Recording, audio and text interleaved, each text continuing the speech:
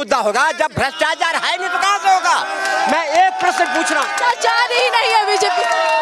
अब मैं जवाब दूं। जवाब मिला था कर्नाटक में भ्रष्टाचार के सबूत का, ठीक है जी। अब जवाब नहीं लेने देंगे। रुक जाइएगा, नारे लग रहे हैं, तमाम जनता मोदी के नारे। मुद्दे की बात आती है तो नारे लग रहे हैं। मैडम कर्नाटक नचनिया डांस क्या हो रहा है यहाँ पे? समर्थक है ये उनके जलवा है, ये जलवा मोदी जी के जलवा है मोदी सरकार। मेरे को सुनाई नहीं दे रहा मैडम। भैया मैं एक एक करके बात करूंगी। मोदी राहुल राहुल राहुल राहुल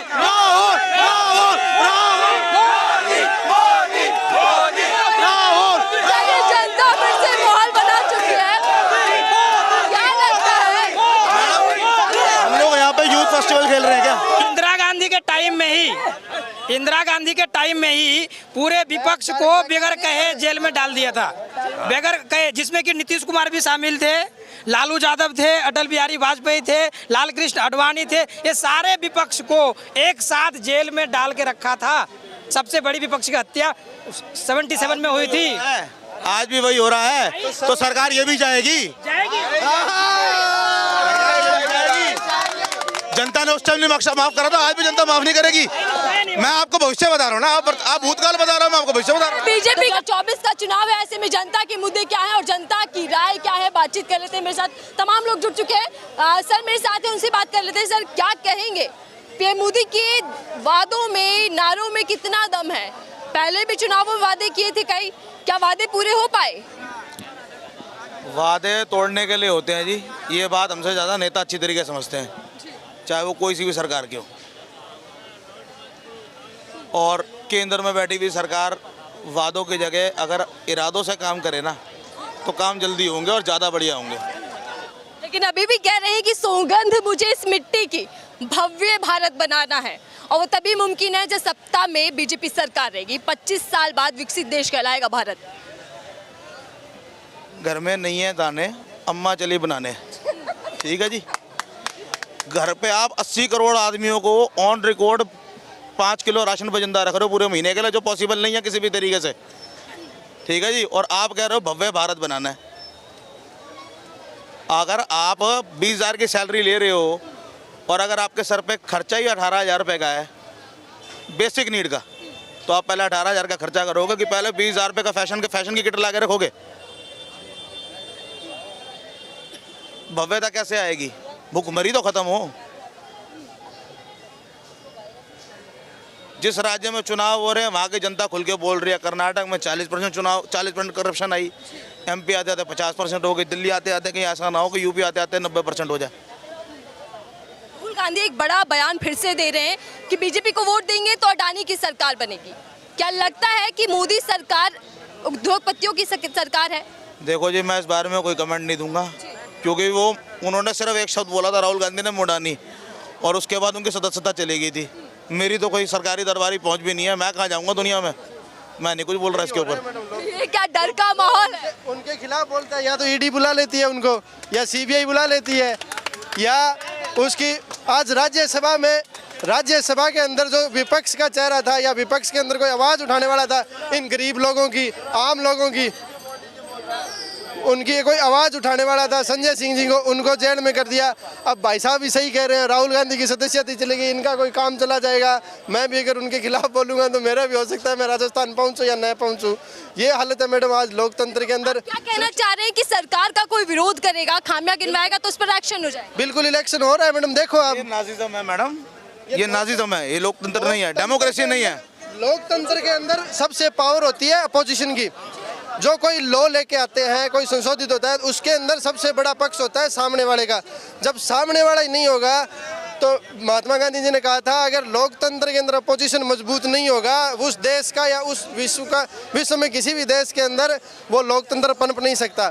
तो नेहरू जी अपोजिशन में अपने अच्छे वक्ता को लेके आते थे, अगर वो लोकसभा की सीट हार जाते थे, बिहार से थे वो, उनको जिताकर दोबारा लेके आते थे, बोले यार लोकसभा में तेरे आने से रौनक बढ़ती है। और यही इंदिरा गांधी के टाइम में अटल जी को विदेश मंत्री बनाकर बाहर भेजा था। ये पुरानी सरकारों की विचारधाराएं मिलकर चलती थी, अपोजिशन को दुश्मन नहीं समझते थे। और अब तो ये करते हैं कि अब तो जो उनके विरोध में बोलेगा, अब इनके विरोध बोलेगा वो या तो सीबीआई के हत्थे चढ़ेगा या ईडी के हत्थे चढ़ेगा या उसकी सदस्यता रद्द हो जाएगी। संजय सिंह सस्पेंस, बात पूरी होने दीजिए फिर जवाब। सस्पेंशन हो रहे थे। और देखो, एक मजदूरों का, इन मजदूरों का, गरीब लोगों का सबसे बड़ा था लॉ। आप कहते हैं ना उद्योगपतियों की नहीं है, तो यूपी के अंदर 3 साल के लिए लेबर लॉ में अमेंडमेंट कर दिया गया है कि आज 100 मजदूर इकट्ठे होकर कोई न तो हड़ताल कर सकते हैं ना उन उद्योग, कारण कि विदेशी पूंजीपतियों को, विदेशी व्यापारियों को अंदर लेके आने के लिए। आज से 300 साल पहले भी यही गलती हमने की थी। विदेशी ईस्ट इंडिया कंपनी को हम लेके आए थे, उन्होंने हमारे पे 200 साल राज किया और वो 300 साल राज किया। वही अब ये बीजेपी सरकार कर रही है। उन्हीं लोगों को उनके चेहरे बदल गए हैं। अब ये अंबानी अंडानी का है। आज आप देखो, छोटे आज मॉल खुलता है तो कितने लोगों का रोजगार चला जाता है और कमाई किसको होती है? एक व्यक्ति को। आज ये 10 दुकानदार है, वो 10 की 10 दुकानें बंद हो जाती है मैडम, कारण एक उद्योगपति के कारण। बोलो भाई, बोलो। मारियो आप ही की बात का जवाब देने के लिए उठ चुके हैं। भैया रुकिएगा, अपोजिशन पर ही एक्शन क्यों? में अटल बिहारी वाजपेयी जी को विदेश भेजे गए थे और इंदिरा गांधी के टाइम में ही पूरे विपक्ष को बगैर कहे जेल में डाल दिया था, बगैर कहे, जिसमें कि नीतीश कुमार भी शामिल थे, लालू यादव थे, अटल बिहारी वाजपेयी थे, लाल कृष्ण आडवाणी थे। ये सारे विपक्ष को एक साथ जेल में डाल के रखा था। सबसे बड़ी विपक्ष की हत्या 77 में हुई थी। आज भी वही हो रहा है, तो सरकार ये भी जाएगी। जनता ने उस टाइम नहीं माफ करा था, आज भी जनता माफ नहीं करेगी। मैं आपको भविष्य बता रहा हूँ ना, आप भूतकाल बता रहा हूँ, मैं आपको भविष्य बता रहा हूँ। बीजेपी का भविष्य बता रहे हैं। मैं तो कर्मों का फल बता रहा हूँ जी। हमने जो देखा, जो पढ़ा, देखो आदमी इतिहास से खुद ही बता रहे हैं। देखो एक मिनट रुको। आदमी ना इतिहास से जो सीखता है ना, उसको अपने भविष्य में अप्लाई करता है। हमारे पूर्वजों का इतिहास था, उन्होंने उस टाइम भी इमरजेंसी नहीं सही थी और अब अघोषित था तो अब भी नहीं सहेंगे। आप क्या कहना चाहते हैं?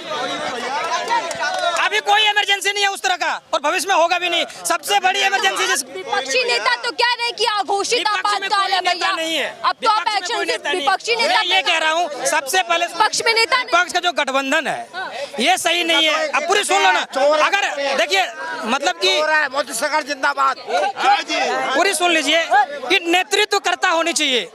अटल ये नीतीश कुमार कह रहे हैं कि हम बनेंगे प्रधानमंत्री, अखिलेश करेंगे हम बनेंगे, ये राहुल गांधी कह रहे हैं हम बनेंगे, भाई सब कोई कह रहे हैं। कौन कर रहा है? तू सुना। मैं कह रहा हूँ मैं बनूंगा, मैं कह रहा हूँ मैं बनूंगा, मैं कह रहा हूँ मैं बनूंगा, फिर बड़ा लगा हद होगा यार। चलिए, गठबंधन तो बनकर तैयार हो गया, लेकिन आप कैसे चल पाएंगे? कैसे गठबंधन चल पाएगा जब नेता इधर उधर भागेंगे? क्या कह रहे हो मैडम? गठबंधन नहीं है भैया, सवाल कर लेती हूँ मैं आपसे का, गठबंधन तो इधर उधर भाग रहा है, कैसे कर पाएंगे आप सामना बीजेपी सरकार? गठबंधन में राहुल का है। गठबंधन है वो भी होता है जो पब्लिक और नेता का होता है, वो भी तो टूटा है इस देश में। भाई वही तो नहीं है भैया, आपसे सलाह मांगी मैंने, सलाह मांगी, बोलो। सब अपना मुंह बंद। बात करते हैं, चर्चा करें। मैं यहाँ बोल रहा हूँ, आपसे बात नहीं कर रहा, आराम से बात करते हैं, तर्कों पे बात करते हैं। इतने सारे नेता आ रहे हैं। यहाँ बोल चुका मैं।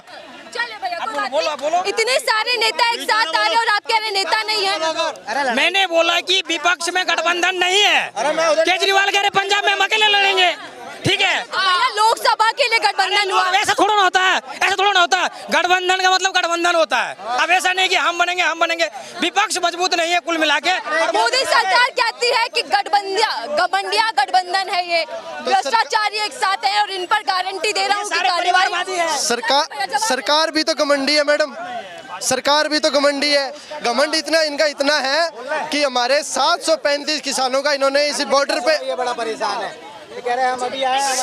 735 किसानों की हत्यारी है ये सरकार, हत्यारी है, घमंडी है और संविधान की चिथड़े उतारने वाली सरकार है ये, धज्जियां उतारने वाली है। किसानों ने जवाब दिया डंके की चोट से, वोट से। पंजाब में इनको भगाया, अब राजस्थान में भगाएंगे और आने वाले टाइम में हरियाणा में भी लोग डंके की चोट से चुनावों के जनता के पास 150 किसान हरियाणा का शहीद हुआ, 300 किसान पंजाब का शहीद हुआ, 125 किसान राजस्थान का शहीद हुआ था। तो 250 किसान जो हरियाणा रिकॉर्ड में है, दिखा दीजिए आप किसान शहीद हुए कौन सा रिकॉर्ड में है? आंदोलन की बात ये बोल रहे हैं भैया, ये रिकॉर्ड दिखाओ ना, कहाँ शहीद हुए हैं? कोई रिकॉर्ड है इनके पास? यानी कुछ से कुछ बोल देंगे। 4 किसान शहीद हुए थे मात्र। कब की बात? और वो भी जो भी जितने धरना कब की बात कर रहे हैं? अरे किसान आंदोलन की बात कर रहा हूँ। किसान आंदोलन में सिर्फ 4 किसानों कह रहे हैं ना।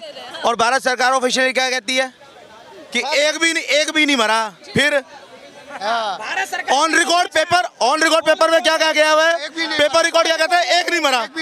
अरे 4 मान गए, ठीक है। फाजिल्का से वापस क्यों भाग के आए? फाजिल्का से वापस किसानों का मुद्दा, साथ ही बेरोजगारी, महंगाई। भैया मैं लोगों के बीच अक्सर जाती हूँ तो युवा लोग कह रहे हैं महंगाई बढ़ जाए, बेरोजगारी बढ़ जाए, फर्क नहीं पड़ता, आएगी बीच। उसके बीच में एक और शब्द आ गया, अंधभक्त बेरोजगार। जो पहले बेरोजगार थे 2014 के अंदर, वो आज भी बैग उठाकर अंधभक्त बेरोजगार बन गए। वो एक शब्द नहीं था, ये कांग्रेस ने क्रिएट किया है। मैंने कोई मुद्दा नहीं है, बस अंधभक्त बोल देते हैं। अरे भाई, मोदी को वोट दे तो अंधभक्त हो गया, और कांग्रेस को वोट दे तो वो मतलब बढ़िया भक्त। गलत बात है ना, अगर सरकार के पक्ष में बात कहते तो अंधभक्त। मेरी तो सुनो। तो काम दिखाई दे। 14 में कांग्रेस के जाने का कारण क्या था? 1 मिनट, अरे 1 मिनट रुको ना। कैसे कहते होगा किसी को यार? अंधभक्त का मतलब क्या है? भक्ति हम सिर्फ भगवान की करते हैं, ये क्या बात होगी? मैडम 14 में 1 मिनट रुको। 14 में 14 मोदी हो जा पापा। मैडम 14 में सुनो, मेरी बात सुनो। 14 में मोदी सरकार सत्ता में आई, किस लिए आई? किन मुद्दों पे आई? पहले वो बताओ। महंगाई का नारा दिया, बेरोजगारी को लेकर वादा किया कि कई करोड़ नौकरियां देंगे। कितने वादे? 1 मिनट, ठीक है। एक मिनट रुको। इन मुद्दों पे सरकार बनी थी मैडम। महंगाई, बेरोजगारी, भ्रष्टाचार। मैडम महंगाई, बेरोजगारी, भ्रष्टाचार 14 पे सरकार मोदी जी की चीज बनी थी। जब 14 में ये मुद्दे थे तो 24 में ये मुद्दे क्यों नहीं है? इसलिए तो अंधभक्त कहते हैं। भ्रष्टाचार होगा तब ना कोई मुद्दा होगा। जब भ्रष्टाचार है नहीं तो कहाँ से होगा? मैं एक प्रश्न पूछ रहा हूँ। भ्रष्टाचार ही नहीं है बीजेपी। अब मैं जवाब दूं। जवाब मिला था कर्नाटक में भ्रष्टाचार के सबूत का, ठीक है जी। अब जवाब नहीं लेने देंगे। भैया रुक जाइएगा, नारे लग रहे हैं, तमाम जनता मोदी के नारे। मुद्दे की बात आती है तो नारे मैडम कर्नाटक नचनिया डांस क्या हो रहा है यहाँ पे? समर्थक है ये अंधभक्त नहीं है, उनके जलवा है, ये जलवा मोदी जी के जलवा है मोदी सर। मेरे को सुनाई नहीं दे रहा मैडम। भैया मैं क्या करके बात करूंगी? मोदी सर